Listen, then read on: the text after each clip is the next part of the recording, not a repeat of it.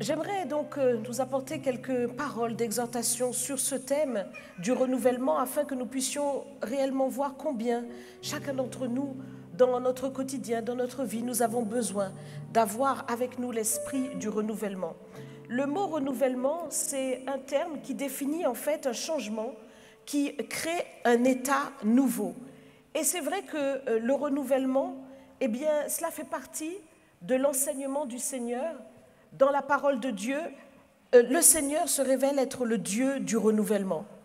Déjà, premièrement, Dieu lui-même s'inscrit dans cela puisqu'il nous dit que ses bontés se renouvellent chaque matin. Donc le Seigneur est un Dieu de renouvellement. Il ne veut pas que les choses soient statiques.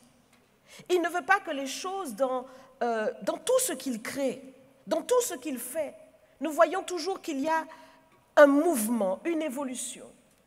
Et pareil aussi, pour ses bontés, pour ses compassions, il nous a dit qu'elles ne sont pas à leur terme, mais que Dieu les renouvelle chaque matin.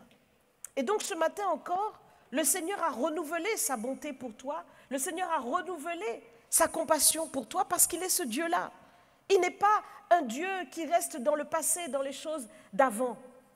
Et c'est exactement ce que le Seigneur veut pour toi, parce que c'est dans cela qu'il t'introduit.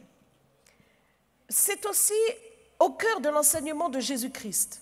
Le Seigneur se révèle comme le Dieu qui nous appelle à une nouvelle naissance. Il veut que tout soit nouveau dans notre vie.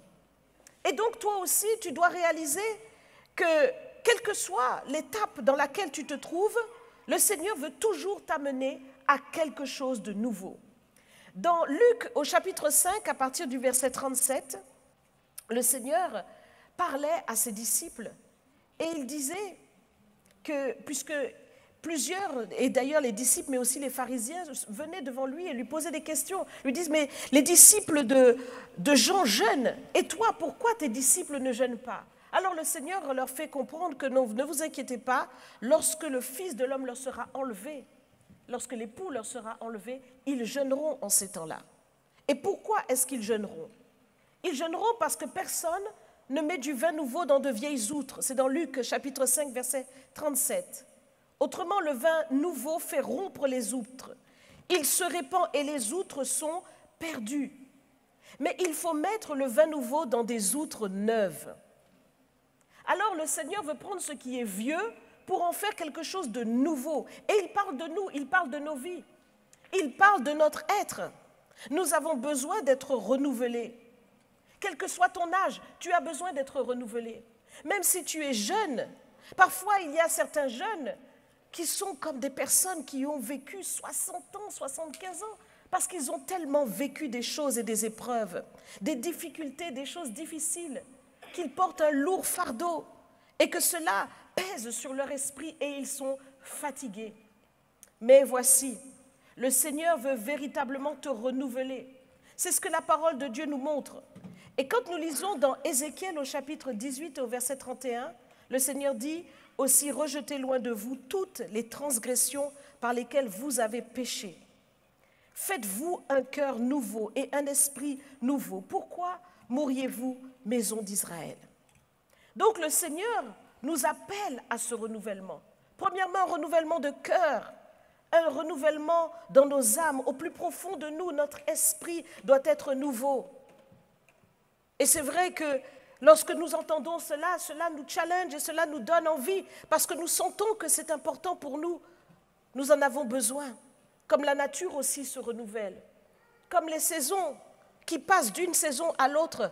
La nature nous démontre que le renouvellement est nécessaire. Tout ce que Dieu fait nous le montre. Eh bien, nous aussi, nous en avons besoin. Mais pour l'être humain, c'est plus facile. C'est plus facile de rester soi-même que de changer. C'est plus facile de rester dans notre même façon de penser qu'hier. C'est plus facile de rester d'avoir les mêmes habitudes dans notre façon de parler. C'est plus facile de garder nos habitudes dans notre manière d'agir. C'est ce que le Seigneur a voulu dire dans Luc 5, 39, toujours lorsqu'il parlait à ses disciples et aux pharisiens. Eh bien, il dit « Personne, après avoir bu du vin vieux, ne veut du nouveau, car il dit que le vieux est bon. » C'est ce qui se passe. c'est une habitude. Et pour nous, cela nous nourrit, cela nous caractérise, cela colle à notre vie. Ces habitudes sont véritablement notre identité. Peut-être que nous avons l'habitude d'être irrités, de manifester la colère. Peut-être avons-nous l'habitude d'avoir sur nous-mêmes ou sur autrui des pensées négatives. Peut-être avons-nous l'habitude de paroles inutiles ou de paroles légères. Peut-être avons-nous l'habitude de paroles mensongères, de paroles douteuses, de paroles incrédules, de calomnies ou de médisance. Peut-être avons-nous l'habitude de comportements qui sont indignes pour des enfants de Dieu, mais cela colle à nos vies. Ce sont des habitudes que le Seigneur veut briser en nous. Chacune de ces habitudes, ce vin vieux dont nous parlons, c'est autant de prisons et de jougs qui nous privent de la présence et de la puissance de Dieu. Alors ce matin, pense un peu et dis-toi que toutes ces attitudes, tous ces comportements, tous ces manques de pardon, toutes ces accusations, tous ces faux-semblants, toutes ces choses qui ne vont pas avec la vie d'un enfant de Dieu, eh bien le Seigneur veut t'en débarrasser. Il veut faire pour toi comme les aigles font. Les aigles, lorsqu'ils arrivent à un certain âge et que leur plumage a vieilli, ils se frappent les ailes contre les rochers pour faire tomber les anciennes plumes. Le Seigneur veut faire la même chose pour toi. Il veut un renouvellement. Il veut que par la parole de Dieu, tu réalises et tu te positionnes pour un changement encore et encore.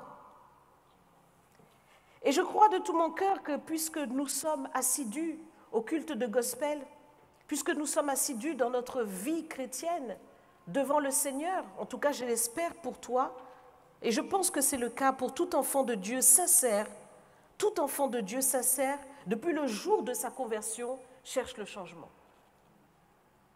En tout cas, si tu es sincère devant le Seigneur, si tu es de tout ton cœur pour le Seigneur, tu cherches le changement. Même si ce n'est pas évident au quotidien, mais tu cherches. Tu as une sincérité au-dedans de toi pour changer. Et c'est l'état d'esprit de tout enfant de Dieu. Depuis sa conversion jusqu'à son dernier souffle, il cherche le changement. Amen. Et je crois que c'est ton cas. Parce que tu ne serais pas là ce matin si tu ne cherchais pas quelque chose. Amen. Donc, on est sincère, on cherche le changement. Mais parfois, nous ne faisons pas ce qui convient pour assurer que ce changement soit en nous. Et nous avons besoin de bien comprendre dans notre esprit comment le changement que Dieu nous promet opère. Parce que ce que Dieu veut, c'est un vrai renouvellement. Il veut non pas que nous ayons une habitude religieuse, ni une pratique dans notre congrégation. Voilà, je viens parce que j'ai l'habitude de venir, je suis là parce que j'ai l'habitude d'être là. Depuis mon enfance, ma mère m'a toujours appris à aller à l'église le dimanche, alors je viens à l'église. Non, non. Je cherche quelque chose. Je cherche véritablement ce renouvellement au-dedans de moi. Eh bien, tout simplement réaliser que David lui-même, dans sa vie d'homme, de serviteur de Dieu, de prophète du Seigneur, de roi oint, lui-même a crié à l'Éternel et a dit « Ô Dieu, crée en moi un cœur pur, renouvelle en moi un esprit bien disposé. » Donc le changement, lui-même en avait besoin, tout roi qu'il était, et il l'a recherché auprès du Seigneur. Nous voulons ce renouvellement. Ce matin, c'est auprès du Seigneur que nous allons le trouver. Et nous allons voir que, premièrement, le renouvellement auquel le Seigneur nous invite, c'est un renouvellement qui nous vient parce que, eh bien, il y a une décision que nous prenons. Ce renouvellement vient d'abord par ta décision. Ce renouvellement vient d'abord par ton renoncement à toi. Le fait de regretter sincèrement les choses du passé et de s'en défaire. Ézéchiel, dans 18:31, nous l'avons lu, mais je vais encore le relire parce que cela va nous inspirer. « Rejetez loin de vous toutes les transgressions par lesquelles vous avez péché. Faites-vous un cœur nouveau et un esprit nouveau. » Faites-vous. Donc, premièrement, ce changement, ce renouvellement, c'est toi qui vas le provoquer. C'est le changement que toi-même tu provoques par ta décision. Parfois, nous attendons que quelque chose se passe dans nos vies pour se dire que, il y a du changement. Mais le changement vient d'abord de nous. Tu as ta décision à prendre. Décide-toi pour un cœur nouveau. Si tu étais quelqu'un de négatif, si tu étais quelqu'un qui se sous-estimait, décide-toi pour un cœur nouveau. Si tu étais quelqu'un qui répétait en boucle « je n'y arriverai pas », décide-toi pour un cœur nouveau. Décide-toi ce matin. Le Seigneur te dit « faites-vous un cœur nouveau ». Ça veut dire qu'il a mis en toi la possibilité de décréter un changement sur toi-même. Quelle grâce! Dieu ne nous fige pas dans nos réalités, dans notre vécu, dans nos situations, mais il nous permet de changer. Il y a un déclic en toi, comme une porte. Voyez, quand vous avez une porte, la poignée se trouve à l'intérieur. La poignée se trouve à l'intérieur de ton cœur. Il n'y a plus qu'à la pousser. Ce déclic est en toi, provoque-le. Provoque ce changement. Fais-toi un cœur nouveau. Décide-toi. Décide-toi pour ne plus penser de la même manière. Décide-toi pour ne plus parler de la même manière. Décide-toi pour ne plus agir de la même manière. Fais-toi un cœur nouveau. Et puis le changement dont nous parlons, c'est aussi le changement que nous recevons du Seigneur par la foi et la confiance en lui. Parce que le Seigneur lui-même n'a pas fait peu de choses à la croix. À la croix, il a vraiment pris notre place. Il a vraiment crucifié notre ancienne nature, ce que nous étions avant. Il l'a vraiment crucifié. Ce qu'il a fait, ce n'est pas peu de choses et il faut le considérer. Nous devons nous identifier à Jésus-Christ. Il est mort pour toi. Il est mort pour moi. Il est mort pour nous. Il a pris notre place. Nous disons toutes choses anciennes sont passées, mais parce que nous devons faire confiance à la puissance de ce sacrifice. Donc nous devons réaliser que le changement, c'est aussi celui que l'on reçoit du Seigneur par la foi et la confiance dans son sacrifice à la croix. Décrète dans ton esprit ce changement parce que tu crois dans ce que Jésus a fait pour toi. Oui. Je ne suis plus la même. Tu n'es plus le même parce que Jésus est mort. Et ça fait la différence. Ce jour-là, quelque chose s'est passé. Il y a eu une déflagration. Il nous est dit que les ténèbres se sont ameçonnées sur la terre. Il y a eu quelque chose qui s'est passé, un tremblement de terre. Il y a eu un bouleversement. Satan a été obligé de s'enfuir. Les démons ont été anéantis. La parole de Dieu est véritable. Il les a publiés en spectacle. Et il a triomphé sur l'ennemi par la croix. Et donc ce changement est réel. Tu n'es plus enfermé dans la nature adamique. Tu n'es plus enfermé dans la nature de Adam et de Ève. Mais désormais, c'est la vie de Christ en toi. Amen. Et il faut que tu le crois de tout ton cœur. Parce que c'est ainsi, en t'attachant à la foi dans ce changement, que tu vas véritablement, en fait, renouveler ton cœur. Je ne suis plus le même. Je ne suis plus la même. Je ne marche plus comme avant. Ah, maintenant c'est terminé. Parce que Jésus-Christ est mort pour moi. Amen. Et puis, le changement dont nous parlons, c'est aussi le changement qui vient du travail du Saint-Esprit en nous. Oui, le Seigneur le dit, et ça c'est quelque chose de très fort. Tu n'es pas seul. Le Saint-Esprit est avec toi pour assurer ton changement et ton renouvellement au quotidien. Il nous est dit dans Ézéchiel 36, au verset 26 et 27, « Je vous donnerai un cœur nouveau, je mettrai en vous un esprit nouveau. J'ôterai de votre corps le cœur de pierre et je vous donnerai un cœur de chair.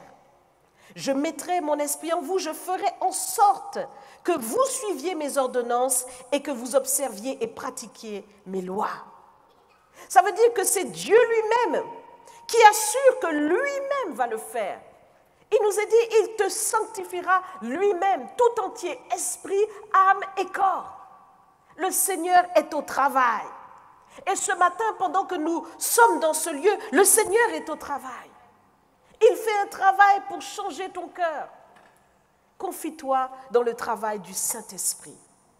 Parfois, nous pensons que nos efforts, eh bien, tout dépend de nos efforts, mais non, tout ne dépend pas de nos efforts. Nous avons besoin de nous appuyer sur l'Esprit de Dieu. Ce que toi, tu ne peux pas faire, l'Esprit de Dieu peut le faire en toi.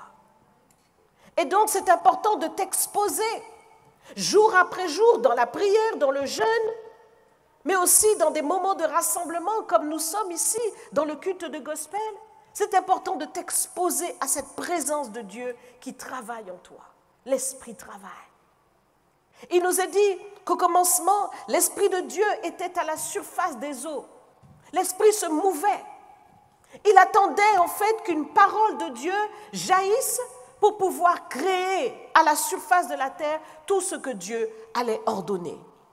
Et bien de même aussi, Dieu ordonne des choses par sa parole. Lorsque sa parole est envoyée, il y a un travail qui se produit parce que la parole de Dieu est accompagnée de la puissance de son Saint-Esprit pour travailler dans ton cœur. Alors appuie-toi sur ce changement qui vient par le travail du Saint-Esprit. En maintenant la conscience de ces trois actions du changement, le tien, celui de la croix, celui du Saint-Esprit, eh bien le Seigneur t'aidera au quotidien à être actif pour le changement, le renouvellement de ta vie. C'est quelque chose d'important d'être toujours dans cette activité-là. Seigneur, crée en moi un cœur pur et renouvelle en moi un esprit bien disposé. Oui, il faut être actif et diligent pour que ce changement soit effectif. Et nous ne terminerons jamais de changer. J'aimerais te le dire, nous ne terminerons jamais de changer. Jusqu'à notre dernier souffle, nous serons toujours en train de chercher à changer. Amen. Donc si quelqu'un veut te juger, si quelqu'un veut dire « Oh, tu es comme ci, tu es comme ça », dis-lui « Mais j'ai déjà changé. » J'ai déjà changé. Alléluia. Amen. Et c'est pour ça qu'il ne faut pas juger. Parce que des fois, vous voulez enfermer quelqu'un dans l'état dans lequel il était peut-être même hier ou avant-hier ou il y a 10 ans parce que telle situation s'est produite et vous vous dites que la personne est toujours comme ça. Non. Le Seigneur a travaillé. Il n'est plus ou elle n'est plus la même. Amen. Renouvelle ton état d'esprit. Renouvelle ta pensée aussi sur ton prochain. Amen. Ah, c'est important tout ça. Alors, effectivement, nous devons réaliser que le changement, c'est au quotidien et nous devons être vigilants. Parce que nous voulons, eh bien, ne pas laisser les mauvaises herbes venir, en fait, gâcher ce que le Seigneur est en train de planter en nous. Il y a un proverbe humain ou mondain, si je puis dire, qui dit ceci: chassez le naturel et il revient au galop. Au galop. Donc cela nous démontre qu'il y a vraiment besoin de faire un travail au quotidien, de ne pas négliger le renouvellement dont nous avons besoin au quotidien et aussi de prendre des temps pour le renouvellement. Dans notre vie, nous avons besoin de certains temps de renouvellement pour retrouver un second souffle, pour retrouver un nouvel élan, une nouvelle motivation. Ce renouvellement est nécessaire. Et il y a des temps pour cela. Cette semaine du renouvellement, c'est une semaine pour cela. Le Seigneur nous appelle à méditer et à nous positionner dans la prière pour le renouvellement. Seigneur, crée en moi un cœur pur, renouvelle en moi un esprit bien disposé. C'est important de nous renouveler en tant que ministère. C'est important de nous renouveler dans notre communion avec le Seigneur. C'est important de nous renouveler dans les objectifs que le Seigneur a pour nous, de nous repositionner. C'est important aussi dans notre communion, je le disais, les uns avec les autres. Renouvelle ta relation avec ton frère, ta sœur. Renouvelle les choses. Renouvelle. Le renouvellement, c'est une disposition pour le changement. Donc, déjà, sois disposé dans ton cœur. Fais-lui la place.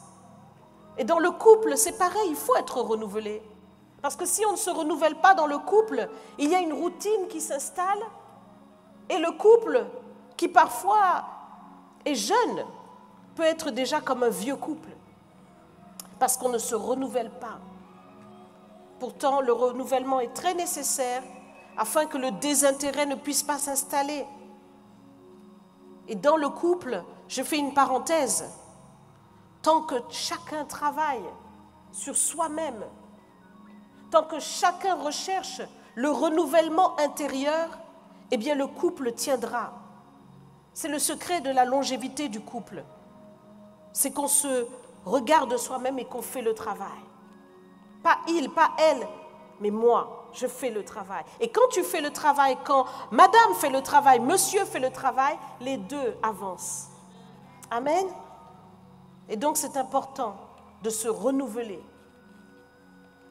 Et de la même manière que lorsque nous voulons nous renouveler auprès de Dieu, nous avons besoin de lui demander pardon, de nous positionner en lui disant « Efface tout le passé, efface Seigneur, ne regarde plus aux choses anciennes, mais regarde-moi d'une manière nouvelle Seigneur, efface tout ça par ton sang et accorde-moi encore ta confiance. » Et bien de la même manière dans le couple, il faut effacer, il faut pardonner, il faut rayer des ardoises.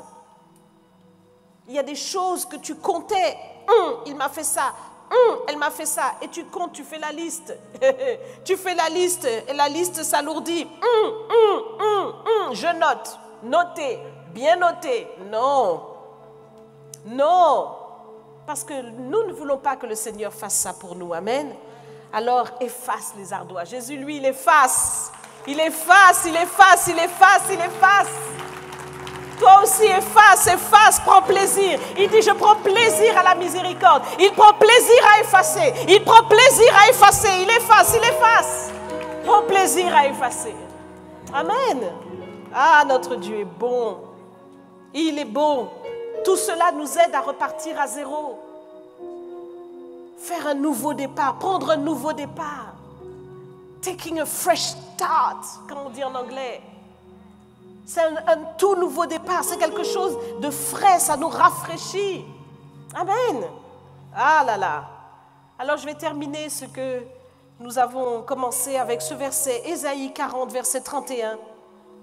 Mais ceux qui se confient en l'Éternel renouvellent leur force. Ils prennent le vol comme les aigles, ils courent et ne se lassent point, ils marchent et ne se fatiguent point. Oui, ce verset est fort parce que juste avant, il est dit que les jeunes gens se fatiguent. Ce n'est pas par ta jeunesse que tu vas te renouveler. Parce que si tu comptes sur ta jeunesse, à un moment donné, elle va finir. Mais compte sur le Seigneur. Appuie-toi sur le Seigneur. Celui qui se confie en l'Éternel renouvelle ses forces. Les forces physiques, mais aussi les forces morales, les forces spirituelles. Toutes les forces dont tu as besoin. Amen. Levons-nous dans la présence du Seigneur et nous allons prier pour ce thème. Je vous invite vraiment tout au long de la semaine à vous renouveler, à renouveler tout autour de vous. C'est possible par la puissance du Saint-Esprit. Que le Seigneur vous bénisse, que le Seigneur bénisse tous ceux qui nous regardent par Internet et que ce renouvellement soit effectif. Alors veuillez répéter quelques paroles après moi. Seigneur Jésus, j'ai entendu ta parole ce matin et je m'y attache de tout mon cœur. Oui, Seigneur, je veux être renouvelé. Je veux être renouvelé à tous égards. Et j'accepte pleinement, Seigneur, d'entretenir l'esprit du renouvellement dans ma vie.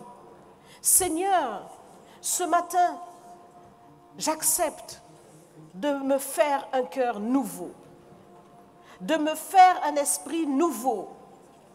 Oui, Seigneur, je décide et je pose ce décret sur ma vie, afin que les choses anciennes soient passées dans mon esprit, dans mes réflexions, dans ma façon de penser, dans ma façon de parler, dans ma façon d'agir. Toutes choses sont devenues nouvelles en Jésus-Christ. Merci, Seigneur, pour la puissance de ton sacrifice, parce que tu as décrété sur moi un temps nouveau. Tu as anéanti l'ennemi de mon âme et la vieille nature a été crucifiée. Désormais, ta vie nouvelle est en moi. Je te dis merci, Seigneur, et je m'y attache de tout mon cœur. Seigneur, c'est par la puissance de ton Saint-Esprit que chaque jour je serai renouvelé. Oh Seigneur, je m'expose à ce fleuve d'eau vive. Oh Seigneur, que ce fleuve d'eau vive maintenant coule en moi. Oui Seigneur, ta vie nouvelle, qu'elle jaillisse sans jamais tarir. Je te dis merci Seigneur pour la puissance du Saint-Esprit qui travaille dans mon cœur pour faire de moi une personne toute nouvelle. Chaque jour Seigneur, chaque jour tes bontés se renouvellent. Chaque jour tes compassions se renouvellent. Alors Seigneur, je saisis les compassions de ce matin. Je saisis ta bonté de ce matin. Je saisis le renouvellement de ma vie de ce matin. Je saisis la nouvelle mentalité. Je saisis le nouvel état d'esprit. Je saisis les nouvelles pensées. Je les saisis pour la gloire de ton nom. Et je te dis merci Seigneur, parce que tu fais toutes choses nouvelles. Au nom de Jésus, Amen.